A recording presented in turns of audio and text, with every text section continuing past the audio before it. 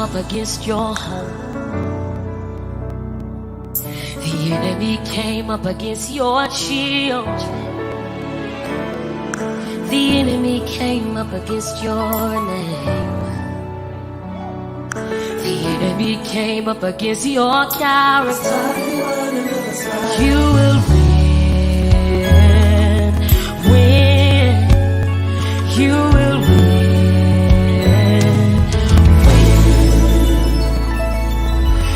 The enemy came up against your health. The enemy came up against your finance. The enemy came up against your vision.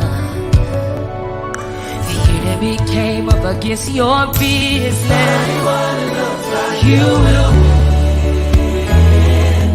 win. Oh, you will win. Yes, you will.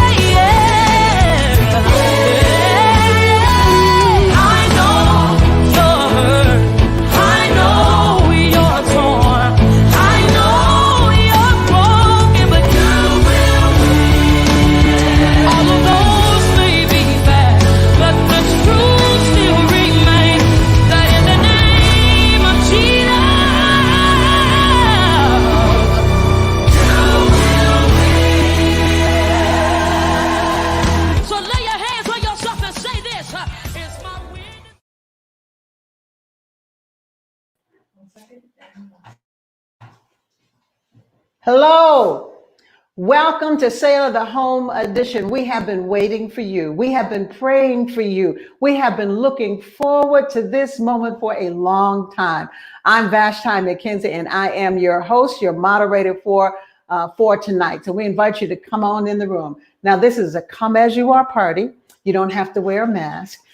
You don't have to practice social distancing because it's just us. It's just us. It's just us. So we want you to sit down at our table of transformation. Yes. So we can talk a while because, girl, you know, there's some stuff we need to talk about tonight. Now, before we go any further, what I need you to do is to share this broadcast on your Facebook page. Just push the share button. It's there. Just push the share button. It's there so that others can see it. You can tweet about it. Come on, let's get it together. Now, this is how it goes. If you hear something that touches your heart, you click the little heart buttons, okay? Because we're used to talk back. We used to talk back. We used to talk back. So click those little hearts there. If you have a question, then in the comment section, you can do that. Now this is check-in time. Check-in time means that this is where you tell us where you're from. I'm from California. I'm from Ohio. I'm from Indiana. I'm from some part of Texas. Hello from wherever. Hello from the 9th. Hello from the 2nd. Hello from Africa. Hello from the Caribbean. Wherever you're from, all right? Or whatever you do. Now, hey, I'm a preacher. All the preachers click right now. I'm an entrepreneur. Come on, all the entrepreneurs click right now. I'm an AKA. All the AKAs click right now. All the Zetas click right now. All the Deltas click right now. This is check-in time because we need to know who's in the room. Because we have set a big table, enough for everybody to come around. Now, we know that COVID-19 has postponed our person-to-person encounters, Selah encounters in Atlanta as well as Dallas, and we can have a collective all together. Oh, but technology has allowed us to gather in this virtual format. That's a praise the Lord. That's a hallelujah right there. And we've got a lot to do tonight. So don't forget, please share this page on your page with others. Invite others right now. Secondly, I want you to remember to sow a seed into this ministry so we can do even greater work, a larger work, expand this work so we can be a greater source of transition and grow, as well as being a blessing to our guests. All right. Please sow a seed into this ministry. Don't forget, like our Selah Leadership event page. And if you happen to be a woman, who's looking to slay as well as to soar, we want you in our Selah online private group. We have other kinds of conversations that are going on. So if you're the woman that wants to soar and slay, level up your personal as well as your private life, your personal, your private, and your professional life, we want you to be a part of our Selah online VIP group. You can click and be a part of it. Now, are you ready? Take a deep breath. Most of the world, even the people who are closest to us, the people we live with, the people we work with, the people we ride the bus with, the people who are right next to us, they really do not know what we go through, what us go through. We have entered into a season where we ask our ride and live partners and our ride and die partners to hold my earrings. Now, you know what that means. That schoolyard stuff back, that hold my earrings, that schoolyard stuff, hold my pocketbook, hold my bag, hold me back, hold my earrings. That was just a signal that a fight was about to break out. Well, guess what? The fight never stopped. My sisters, you and I both know we've always had to fight for our children. We had to fight for our men. We had to fight for our jobs. We have to fight for our wages. We have to fight every day for our piece of real estate. Now, with COVID-19 and an economic pandemic and a never-ending racial pandemic, hold my earrings. We're on the front lines. We're working double shifts in the hospital, double shifts in the nursing home. We're driving the buses. We're working the warehouse, all shifts. We're manning the call centers. We're keeping the business going. We're keeping our business open as best we can. Yes, by being agile and adaptive women. Now, we've always been resourceful. Isn't that correct? We have always been resourceful. So hold my earrings. Our lives have been assaulted. Hold my earrings. Our lives have been abused by 3 pandemics. Hold my earrings. And so I began to ask women from different generations and different professions this question. White collar women, blue collar women, pink collar women, no collar women. I want to collar women. I've been asking this question over and over again. Are you all right? Really? Hear the question. Are you all right? Really? And the answers range from, I'm waiting for it to end. When is it going to end? When is it going to be over? I want normal. When is it going to be back to normal? But the answer I got the most is, I want my life back. And then after that, I don't know where to start. So joining us tonight are 2 extraordinary women, Dr. Thema Bryant, preacher, psychologist, professor, creative artist, and then the Honorable Ella Jones, former AME pastor, former city councilwoman, and now the brand new mayor of Ferguson, Missouri. Yes, that Ferguson. But first, beloveds, I want us to hear from a phenomenal woman. A phenomenal woman is she. I want you to listen. I want you to watch. And I want you to respond. I have written a poem for a woman who rides a bus in New York City. She's a maid. She has 2 shopping bags. When the bus stops abruptly, she laughs. If the bus stops slowly, she laughs. If the bus picks up someone, she laughs. If the bus misses someone, she So I watched her for about 9 months. I thought, Now, if you don't know black features, you may think she's laughing. But she wasn't laughing. She was simply extending her lips and making a sound. I said, oh, I see. That's that survival apparatus. Now, let me write about that to honor this woman who helps us to survive. By her very survival, Miss Rosie, through your destruction I stand up. So I used the poem with Mr. Paul Laurence Dunbar's poem, Masks, and my own poem for old black men. Mr. Dunbar wrote Masks in 1892. We wear the mask that grins and lies. It shades our cheeks and hides our eyes. This debt we pay to human guile. With torn and bleeding hearts, we smile and mouth with myriad subtleties. Why should the world be overwise in counting all our tears and sighs? Nay, let them only see us while we wear the mask. We smile, but oh my God, our tears to thee from tortured souls arise, and we sing.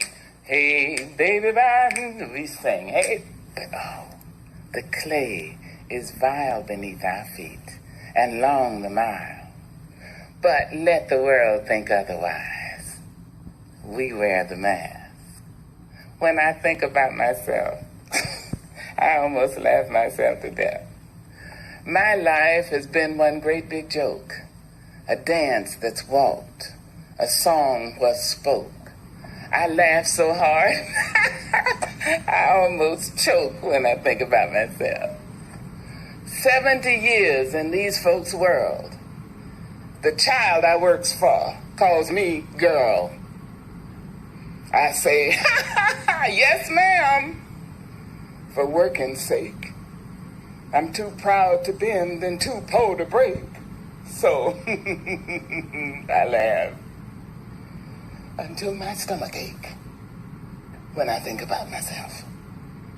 My folks can make me split my side. I laugh so hard, I nearly died. The tales they tell sound just like lying. They grow the fruit but eat the rind. I laugh until I start to cry when I think about myself and my folks and the little children. My fathers sit on benches. Their flesh count every plank. The slats leave dents of darkness deep in their withered flank, and they nod like broken candles, all waxed and burnt profound. They say, but sugar, it was our submission that made your world go round. There in those pleated faces I see the auction block, the chains and slavery's coffles, the whip and lash and stock. My father speaking voices that shred my fact and sound. They say, but sugar, it was our submission, and that made your world go round. They laughed to shield their crying. They shuffled through their dreams. They stepped and fetched a country and wrote the blues in screams. I understand their meaning. It could and did derive from living on the ledge of death. They kept my race alive by wearing the mask.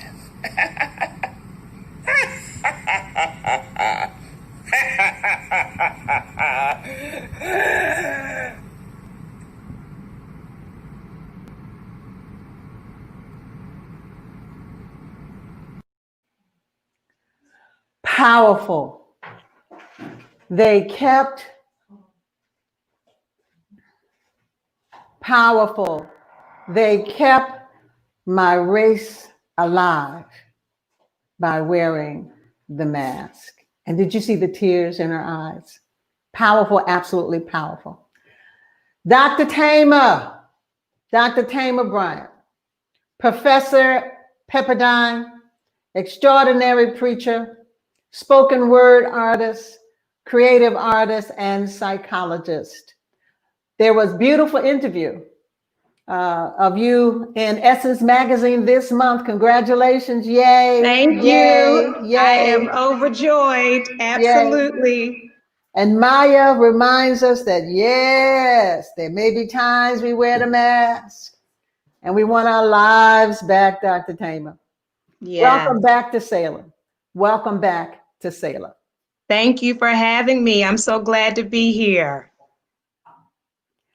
Well, The questions have been going over and over and over again.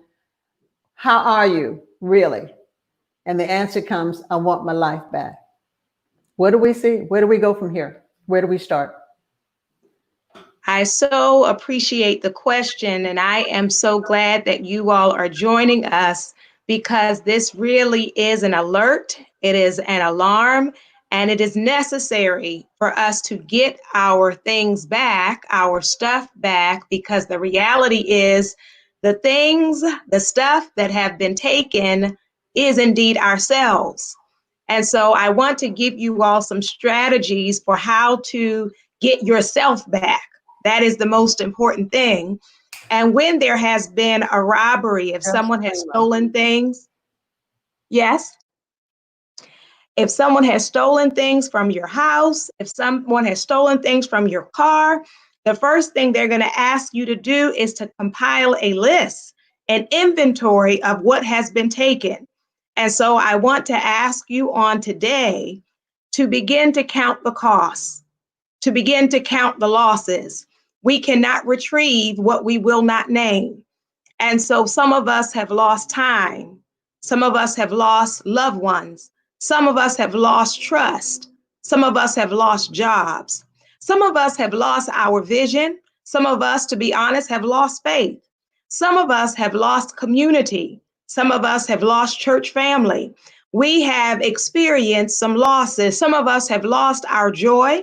Some people have lost peace. Some people have lost discipline. Some of us have lost our willpower. Some of us have lost connection. Some of us lost some possibilities. In 2020, there have been some losses, and we have to, number one, come out of denial and get clear about what you lost. Until you are willing to name it, we cannot restore it. Until you are willing to knock on the door, until you're willing to ask and to seek, then you cannot receive. And so many times we do wear the mask and say, how are you? And we say, fine. How are you? And we say, blessed. How are you? And we say, blessed and highly favored.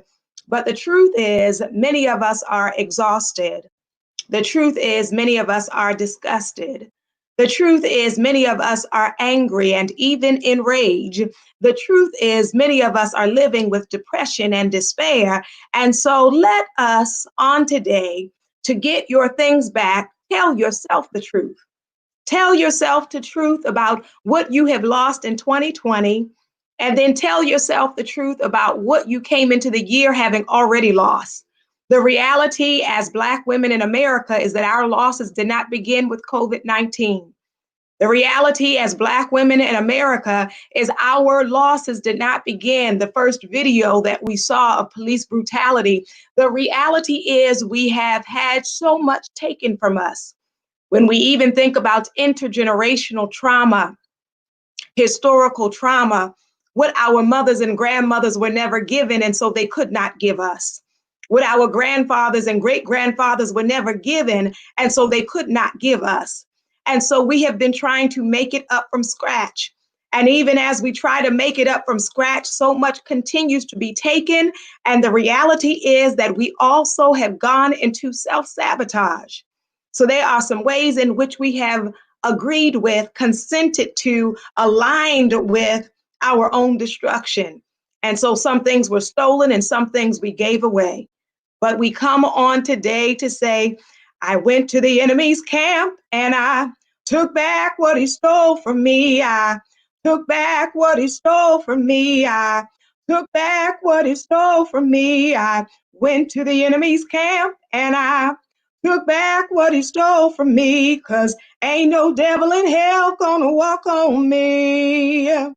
The devil has been trying to walk all over us for generations.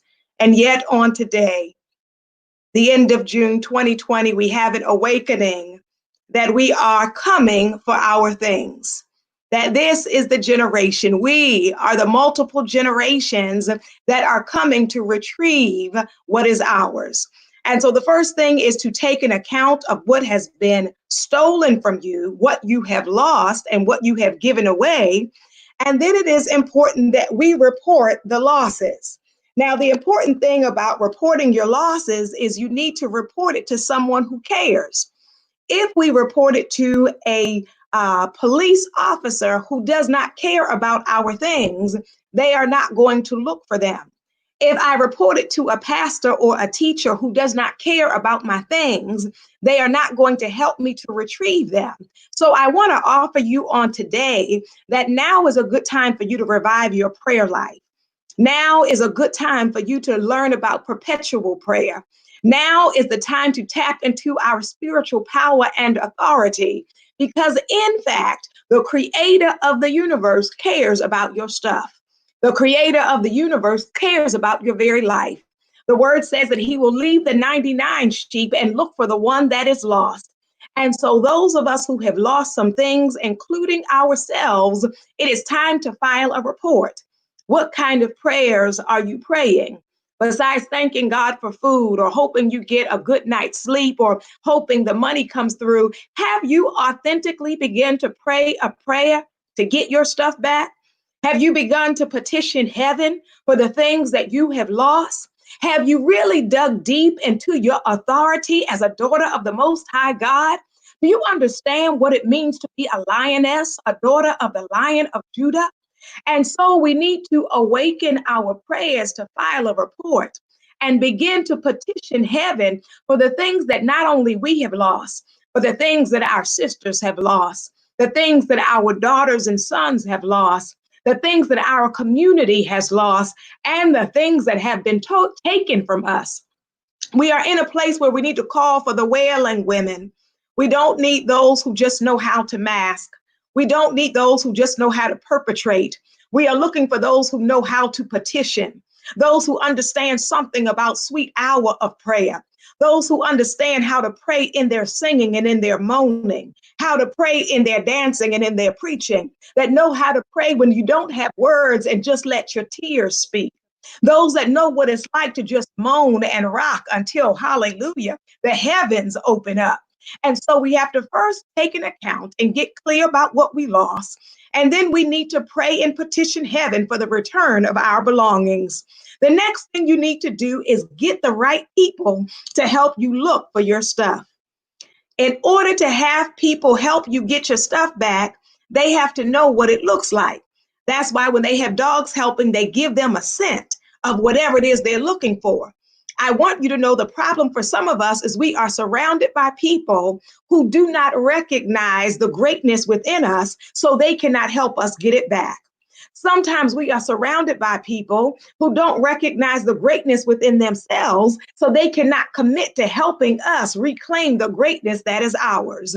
When some people cannot see their crown, they will not commit to helping you find yours. And so I hope on this day that you really take a look at your search team. If I'm going to put out a search party, I don't need thieves in my search party. As my mother, Reverend Cecilia, would say, I don't need saboteurs in my search party. I need some sisters who remember me, that remember the truth of who I am, that remember me before I was broken, that remember me before I was lost, that remember who I am in the kingdom, because they are the ones that will be committed to helping me get my stuff back. Well, I want you to know at Selah, you're in the right place. We are a community of leaders who recognize we lose nothing by helping another sister find her crown, who recognize, hallelujah, it takes nothing off of our shine to help you remember and retrieve yours. And so I hope in your life on today, you have some sisters and brothers who are willing to help you search and help you look. Now you'll understand in the natural, when people really want something back, they are willing to invest in it. And so they will put out a reward. If you want something back, if you want your dog back or your cat back or your phone back, if you put on the flyer that there is a reward, it is more likely to be returned. So I want to ask you on today, what have you invested in the retrieval of your mental health? What have you invested in the retrieval of your spirit? What have you invested in the retrieval of your health? There are some things that you lost, including lost time. And I understand, hallelujah, Maxine Waters declared, I am reclaiming my time. Well, as that warrior queen teaches us, in order to reclaim it, we have to be willing to make a sacrifice. We have to be willing to make an investment. And so on today, yes, you want your life back. Are you willing to invest for it? Are you willing to fight for it? Are you willing to maneuver and negotiate and make things happen so that you can get a life back? Are you willing to work for it? It's going to cost some things. The reality is sometimes we have to release in order to receive. Is there anything you're willing to release so you can get your life back? Are you willing to release ego to get your life back? Are you willing, hallelujah, to release the need to always be center stage so you can get a real authentic life? Are you willing to release that fake relationship so you can have a real one? Are you willing to release baby prayers so that you could have supernatural power to slay the enemy? What are you willing to release so that you can receive your life? There have been things that are taking up all of your time, and so you don't have time for a real life. You don't have time for purpose. And so what are the petty things that you're willing to release so you can have time for purpose? What are the petty things that you're willing to let go of so that you can realize, actualize, manifest what you are born to do? The next thing I want you to do is to know it's going to take perseverance, fortitude, endurance. The reality is reclaiming your life is not an overnight affair. We like when the preacher says turn around 3 times. We like when they tell you just come give this one offering. We like an easy fix. But I want you to know that our ancestors would teach you that the race is not given to the swift, nor to the strong, but to the one who endures to the end. I wonder if on today you have some endurance, if you can refill your well, if you can refill your spirit so that you can have staying power, that weeping may endure for a night, but joy comes in the morning. But if you give up at midnight, you're going to miss it. If you give up in 2020, you're going to miss it. And so there is yet more in store for each of us. Eyes have not seen and ears have not heard, neither has it entered into the imagination of woman what you shall be. So I want you to know some things you're going to get back, and they might have a little rust on them. And so you're going to have to restore them. Some things you're going to get back, and it might have been broken, like your heart. And so you're going to have to repair it. Some things you're going to get back, but you may not even recognize it because it's been so long. It looks different and it feels awkward. And so we restore the things that we reclaim. But then I want to tell you some hard news on today. Some stuff is not coming back. Some parts of your life that you miss are not coming back. And I want to tell you that even in that truth, that hard truth, there is still good news. God says, for the things that I do not restore, I will replace. My God, the things that are not restored, they will not come back in the same form. It won't be the same shape. It won't be the same name. But God says that you will have fulfillment and an abundant life as you were promised. Can you imagine, even after the deaths of family members or friends, that you can still have an abundant life? That even after getting laid off from that job, God says that job might not be calling you back, but I'm still going to give you an abundant life. Can you imagine, even after that friendship ended, that you thought was going to be a lifelong friend, that God said that one isn't coming back, but I'm about to give you an abundant life. And so for what God is willing to restore, we receive it. For what God is willing to replace, we receive it. And then the final thing I will say to you is, when you get your new life back, commit to protecting it. When God restores your mental health, commit to protecting it. When God restores your diabetes score, your glucose score, commit to protecting it. When God, hallelujah, gets you out of this suicidal place, commit to protecting your mind, your heart, your body, your spirit. When you get your prayer life back, Commit to protecting it. And so now that you're going to get some new things, I want you to have an alarm ringing, an alarm in your spirit that will not allow you to cooperate with thieves and saboteurs, an alarm in your spirit that will not allow you to land in the same pit that you landed in before. And so we are committed on today that we want everything that God had in store for us, whether it was lost, whether it was stolen, or whether we gave it away. God says on today, you will have an abundant life. So get your stuff back and then protect it. Amen. Amen. Woo! Did y'all catch all of that?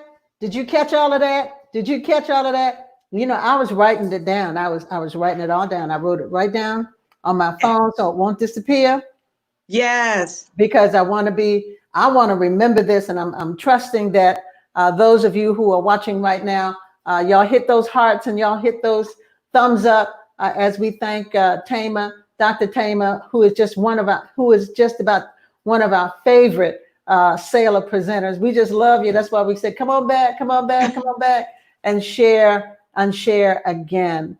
The hardest part for some women in our conversation is the waiting period between when it was stolen and before God replaces it. Yes. And so what helps us between the theft, the disappointment, the disillusion, the breakdown, and when God is getting ready to replace it? There's a gap there. Yes. So one of the things is for us to take time to heal so that we do not take the wounds from the lost into our newness. Yeah. Some of us have taken a wounded personality and mindset and habits into new relationships, into new jobs, into new churches. And so then that saying is true, wherever we go, there we are. So we end up replicating or duplicating because we never took time to heal. The other piece that's important to keep in mind is for us to recognize sometimes God is giving us sacred pause and a break because we like to stay distracted and busy. But there are some lessons to uncover in the silence and in the stillness and in the solitude, that instead of thinking of it as punishment, can I see the gift in the moment that feels like emptiness? And then finally, I would say, you don't want to get ahead of God, because often that's what landed us in the pit to begin with. Woo! That sometimes we get tired of waiting. And so we start to try to make some stuff happen. And we create a whole bunch of mess and a whole bunch of confusion because we could not tolerate the wait. And I believe all of our foremothers would warn us about circumstances that were made worse because we jumped ahead of God. Woo! That'll preach. This is where we say, touch your neighbor, say Abraham. Abraham. Yes. Abraham. Yes. Abraham and that whole crowd, you know. Yes. What? I couldn't wait for God to deliver the child. I just started to have them all over the place, you know, baby mama, instead of just waiting for my deal. And Bishop, I do want to say that for those who are waiting for people, for connection, for companionship, there is no shame in acknowledging your loneliness. So some people will try to make you feel bad and say, well, if you love yourself, you won't feel lonely. If you love God, you won't be lonely. That's not the same thing as companionship. And so it is fine to acknowledge that that is what you want or that is what you're looking for. You just don't want to get in such a thirsty place that you pick a clown and call them a king. We don't want to do that. No. We don't want to pick a clown and say, oh, is this the most wonderful thing? Yes, we don't want that. It's easier to get connected, but it's messy to get disconnected. Come Lord, on. Yes, very messy. Lord have mercy. How can we help each other, Dr. Thema? Yes. I heard, people making you feel ashamed about your place in life. How can we help each other not to do that?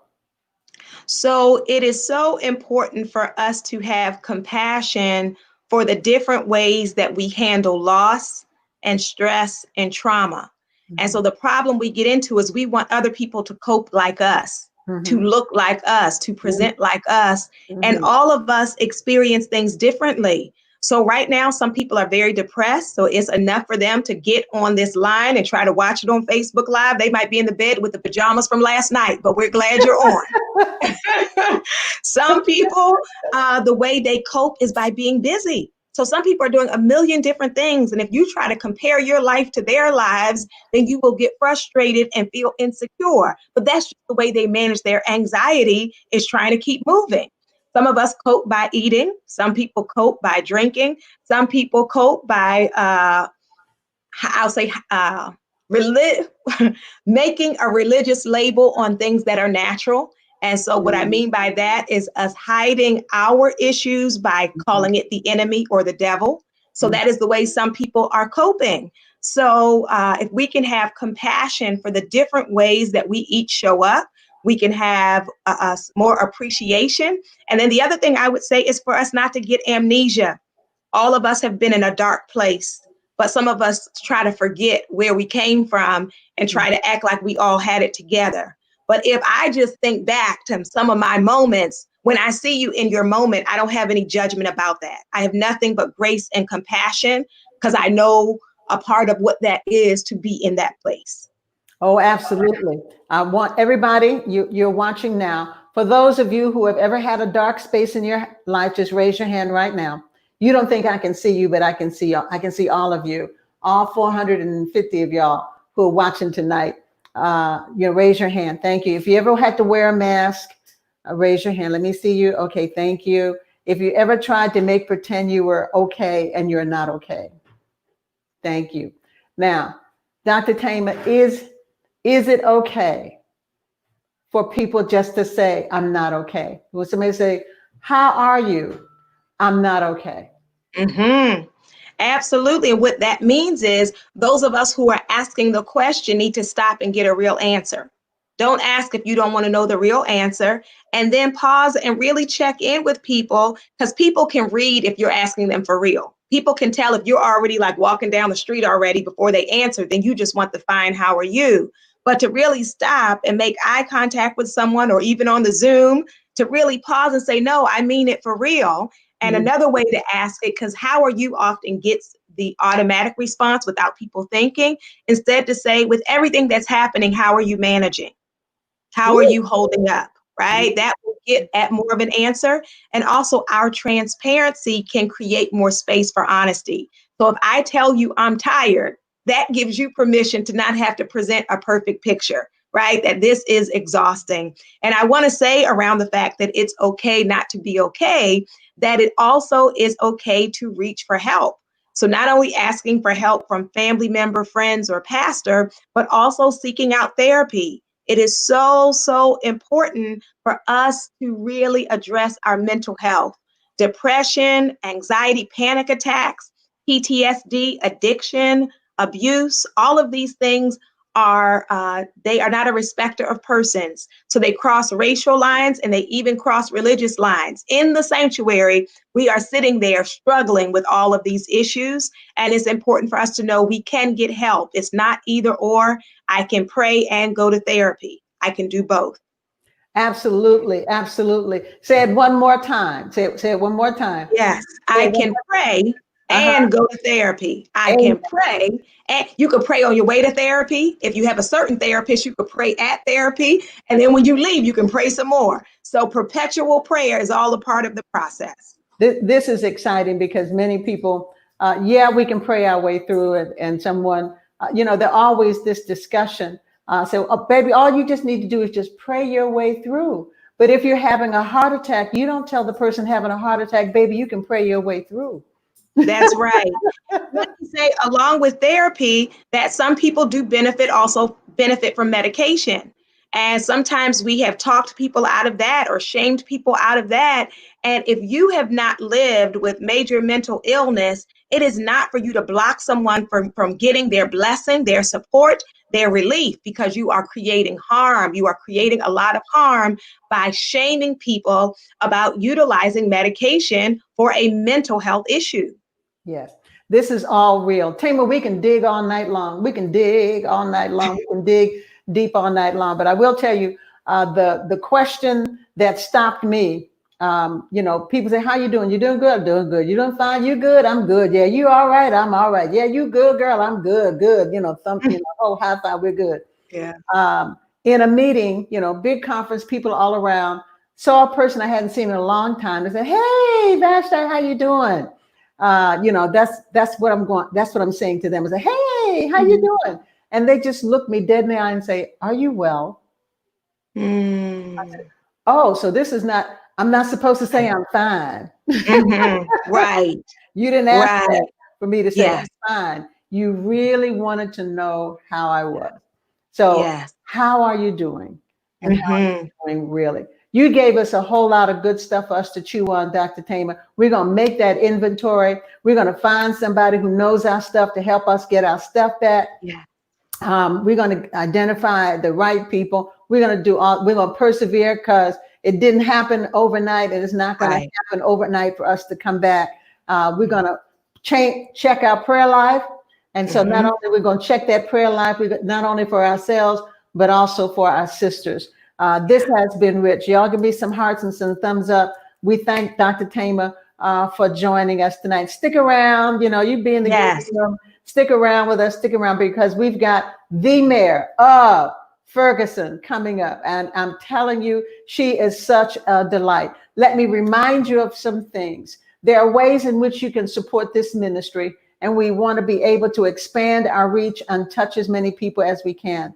As I said, welcome to the table of transformation. And I believe that some things have got started, some things have just shook up. And there are ways in which you can support this ministry. If you just take a look at the link that's at the top of our page, you'll be able to support us. So please sow a seed into this ministry so we can be a blessing to our guests. And so we can expand our reach because our goal is to be able to help women have real, honest conversation. You can go to our Selah boutique. Did you like Dr. Thema's tea? Hers is black. Sister Jerry has on a pink one. I have on a red one. Tawny Haynes, God bless her. She's a Selah woman. And she designed a mask that goes from nose all the way down, covers the chin, that when we step out, we'll step out in Selah style. So if you just go, we're going to also put it in the chat line so that you can see it for yourself. We're getting ready to have our own version of the Summer Olympics. Yes, we are. In talking to our Selah women on our Selah Women Online.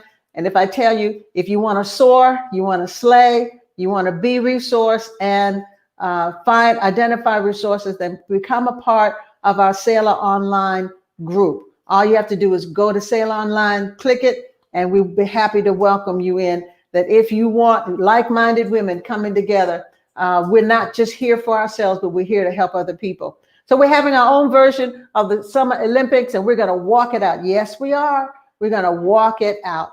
We have some walkers in our group, and this is our goal. We want to walk 100 miles, not at the same time.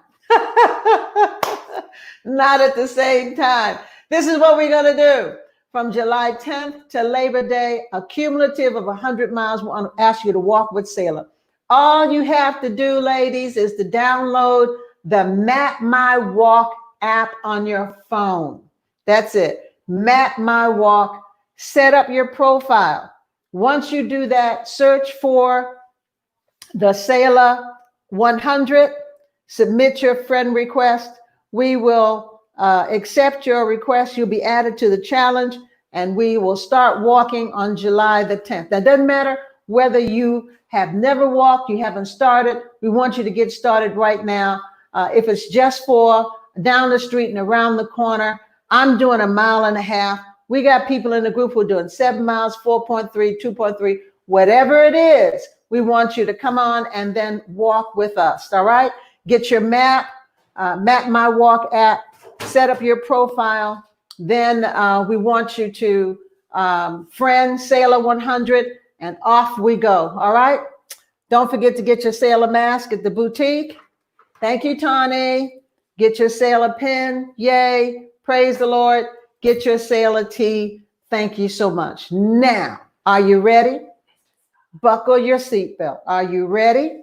All right. Buckle your seatbelt. Well, maybe I shouldn't say unbuckle your seat, but buckle your seatbelt, because our next guest is the first African American woman to be elected mayor of Ferguson, Missouri. There she is, the Honorable Ella M. Jones is with us. Let me tell you, centuries of racist policies and practices have shaped our country, our communities, and our neighborhoods that we live in. The air we breathe, the water we drink, the food we eat, our access to education or the lack of it, our access to healthcare or the lack of it, justice and fair play or the lack of it. We receive or we don't receive. Layers upon layers upon layers of racism has been put on us generation and generations. Mayor, first, congratulations. Second, what an accomplishment. And how in the world did you get elected mayor of Ferguson?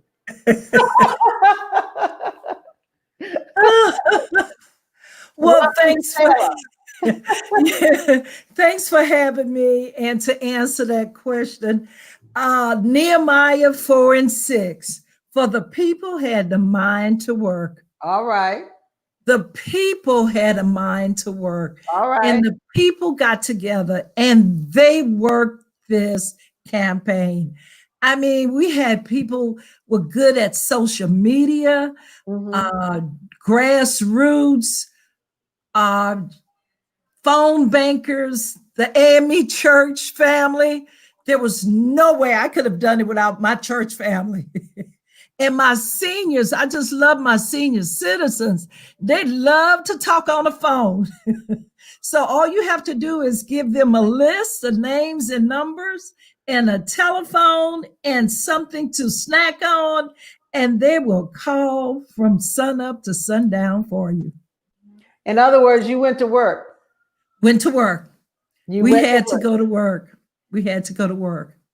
Now, let me ask you, have colleagues or even girlfriends ever tried to get you to go back to your place in line, wherever that place? Oh, yes. And why you want to be mayor? Why did you run for council? Why did you quit your business? Why do you want to do that? I said, because God promised me that if I hang around the cross long enough, he's going to give me an assignment. And my assignment was to run for this seat.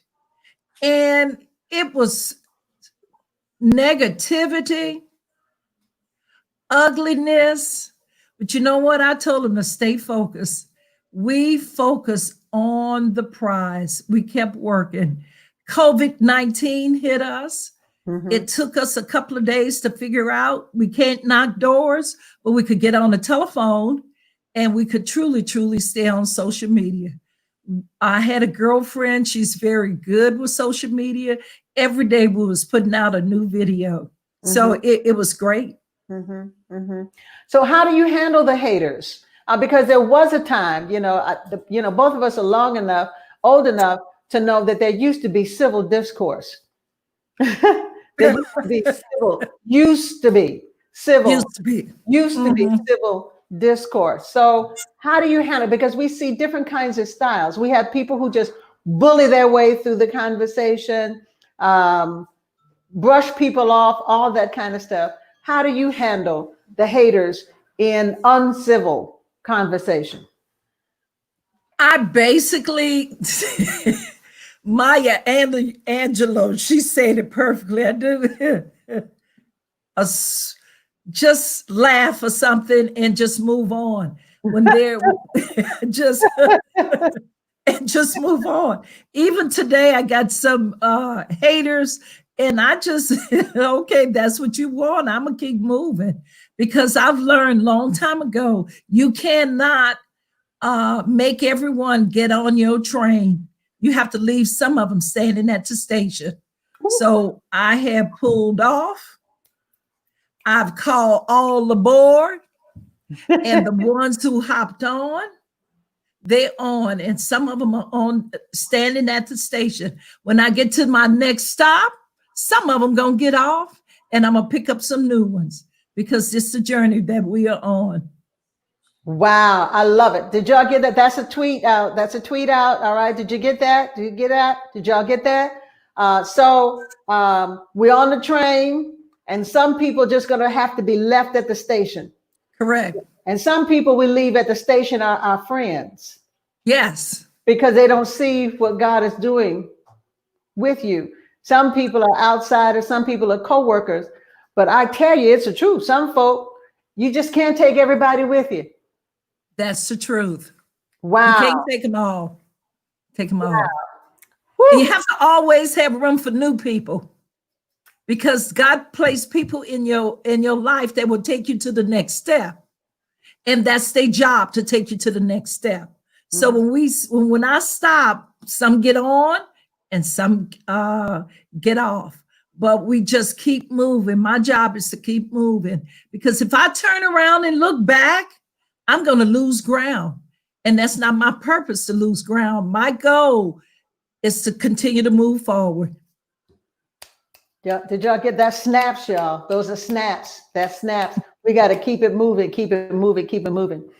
At what age did you realize your giftedness, Mayor?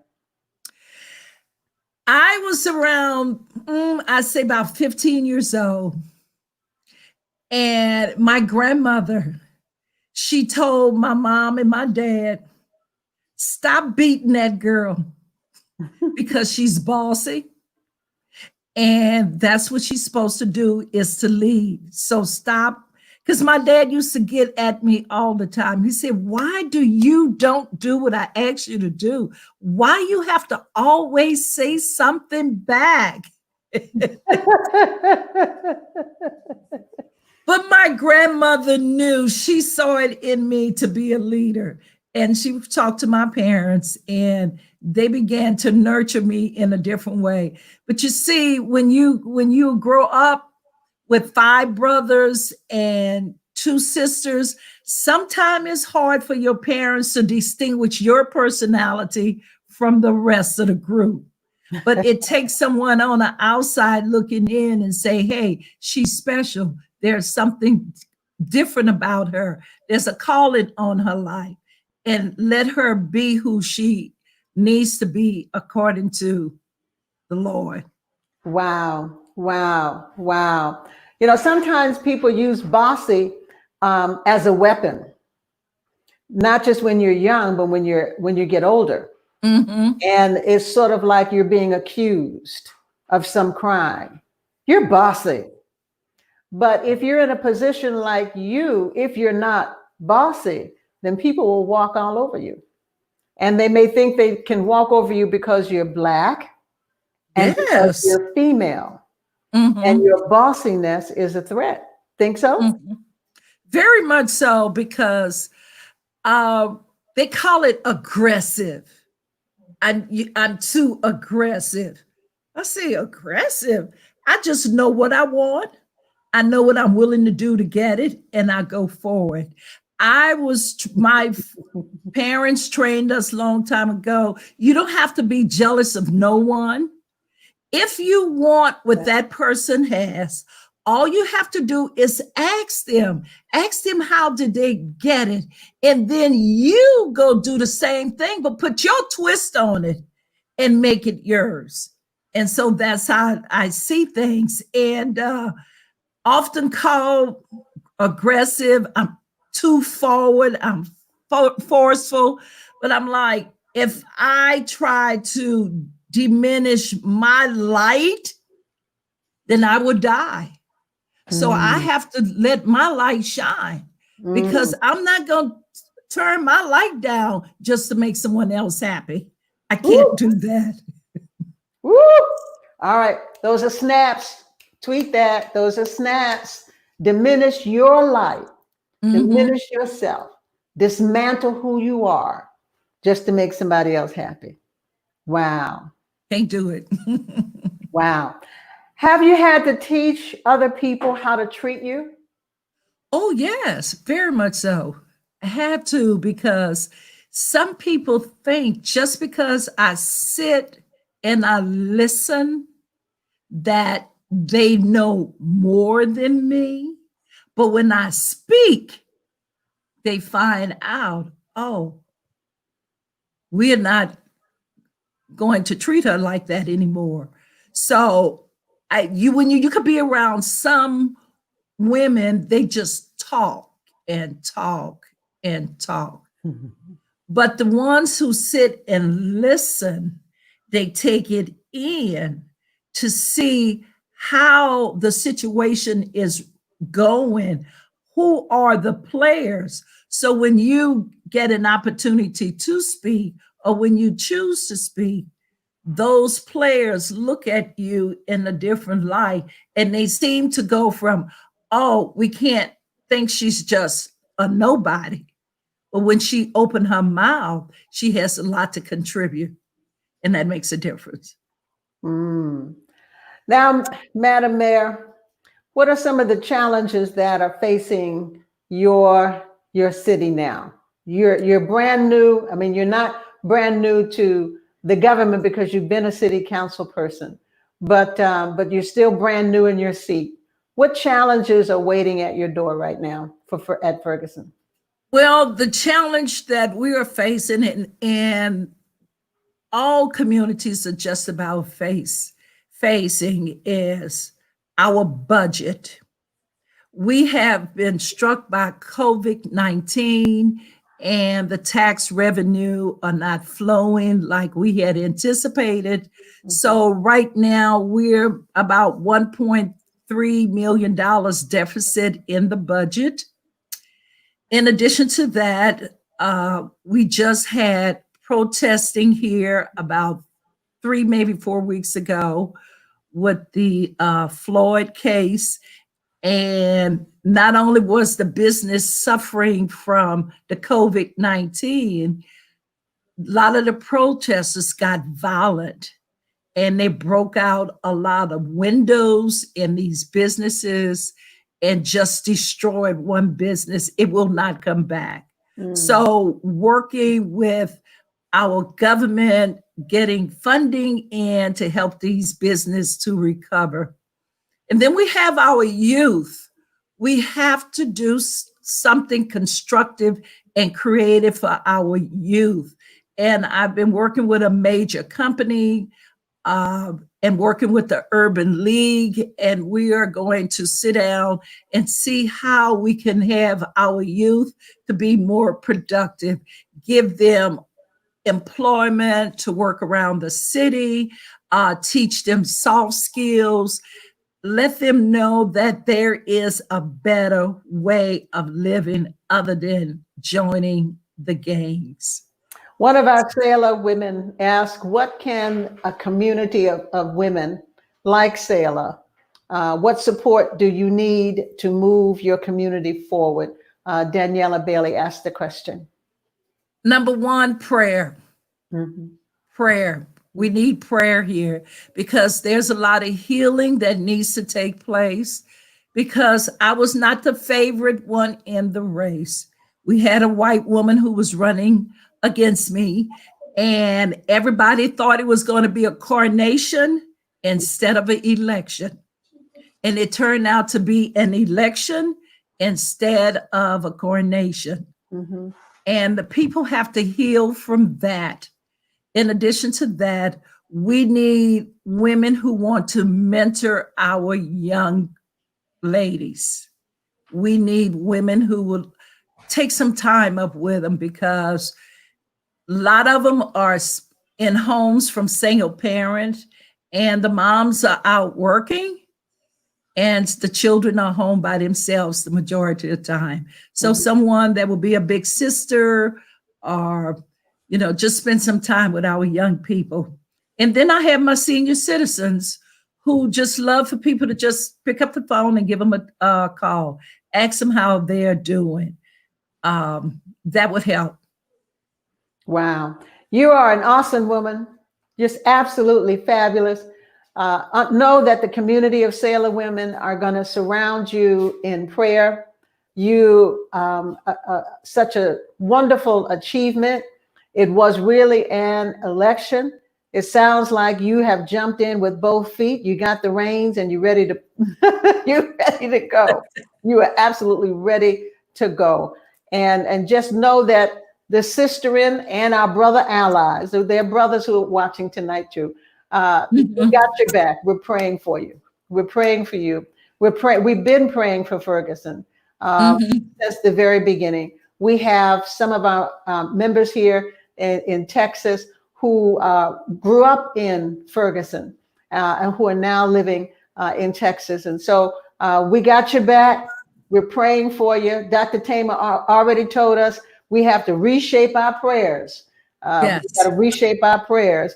And in reshaping our prayers, she says we have to include other women. And so we are including you as we reshape our prayers. So thank you so much for being with us tonight, Mayor. God bless you, and say hello to all the AMEs in your church. I will. I just would like to say, Pastor Spencer Lamar Booker, my Bishop Few, my presiding elder, Edmund Lowe.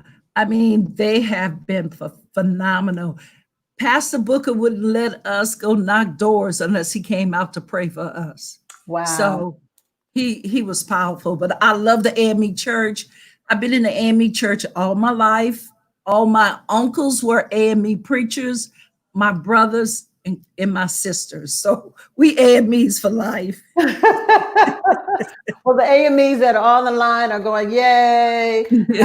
And those who are in other faith traditions are going, yay, with you as well. So Madam Mayor, congratulations once again. Thank you for coming to the table of transformation. I can tell by the comments that the women were blessed by your sharing. I can tell you that there are going to be some people who are going to be left at the station. Trust me. Okay. They're going to be left at the station because we're pulling out right now and we're making room. We are making room for new people that God is going to send us. So thank you for being at the transformation table tonight. Yay. Thank you, Bishop. Appreciate you. Yes, let's see some hearts. Come on, let's see some hearts and fingers. Some hearts and fingers for our mayor. Now, we want, a part of what Selah does is we want to give you a platform, my sisters. We want to resource you. We want to be able to participate in that resourcing and in that transformation. And so there's a way you can help us by sowing seeds into this ministry. The Cash App is right there. We're able to bless our guests and bless those who work behind the scenes. Thank you, because last time we had Mercy Subabu Thomas, a young activist who got right in the line of fire. And because you were such a blessing, we were able to bless her, to hold her over until she gets her next teaching job or wherever God leads her. So please sow a seed into this ministry tonight. We also want to give as much exposure as we can to Black businesses. And so tonight we are debuting our first business blast. And her name is Dr. Zarita Buchanan. She is a 4th generation dentist, and Selah is about supporting our sister in business. So those of you who are in the Atlanta metro area, please support her, give her a shout out. You've been looking for a dentist, you've been putting it off, go by and visit her. She talked to our Selah online group earlier before we had the broadcast, and she told us, she says, hey, when you're in business, the show goes on.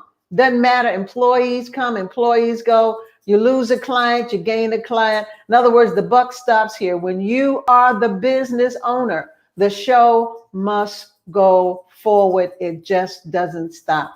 She gave us so many pearls of wisdom in our pre-chat in our Selah Online. You can be a part of the Selah Online just by going to Selah Online, the private group. We have private chats. We have a special guest. Sometimes we have an after chat. But if you are a woman who wants to soar, who wants to slay, who wants to resource and be resourced, then you are invited to be a part of our online VIP group. We also want you to visit our Selah boutique. Don't you want a Selah tee? Yeah. You come in hot pink, black, and red. Tawny Haynes has designed us a Selah mask so we can step out in style. Just take a look at it. We'll pin it onto the chat so that you'll be able to see it. We also have a Selah pin. Ta-da, ta-da, ta-da. If you do that, that helps us expand and grow. There is a survey that we're going to ask you to fill out, and the survey is going to be on the screen in just a second, because we want you. People ask, well, who are the Selah women? Who are the women who participate in Selah? There is the survey. Take your phone out, click. It's going to be in the chat. It's just a simple 10 questions, just 10 questions. You know, we just need to have some demographics so that we can answer the question, well, who are the women who participate in Selah? Who watches you? But there are two important questions at the end of the survey. One is, what women would you like to be able to see, to talk to? What women do you want to be at the, right on the transformation table? Who do you want to pull up a chair and have a chat with? The others, what subject do you want to talk about? All right, there is the survey. Please participate. Now, when is the next Selah? You ready? The next Selah is Monday, July the 13th. Same time, same station. That is 7 p.m. Central, 8 p.m. Eastern. We'll be right here, Selah Leadership event page. Guess who's going to be with us? Reverend Tracy Blackman. Yes, the Reverend Tracy Blackman. And Dr. Colleen Hawthorne. You see her on TV everywhere. She's on NBC, ABC, CBS. She's everywhere. She is the coach. She is the coach to the coaches. You ever wonder who coaches the coaches? She coaches the coaches. Now, I want you to take a deep breath with me, please. In, out. Our subject that night is going to be the mad Black woman. Can't wait. Can't wait for the discussion. It's going to be awesome. It's going to be off the chain. It's going to be off the hook. We're going to be talking about the mad Black woman with Reverend Tracy Blackman and Dr. Colleen Hawthorne. Please be with us on Monday, July 13th. Beloveds, you know I love you. I love you all over the place. Thank you for being with us tonight. Thank you for sharing this on your Facebook page. Please don't forget to take your cell phone out. Take your selfie. Put it in your Twitter, put it on your Instagram and say, I was there, I was there, I was there. And tell them they can come back and watch Selah again on July 13th. Here's my virtual hug. Here's my virtual hug. Come on, hug me back. Here's my virtual hug. Love you. Love God. Love yourself. Good night.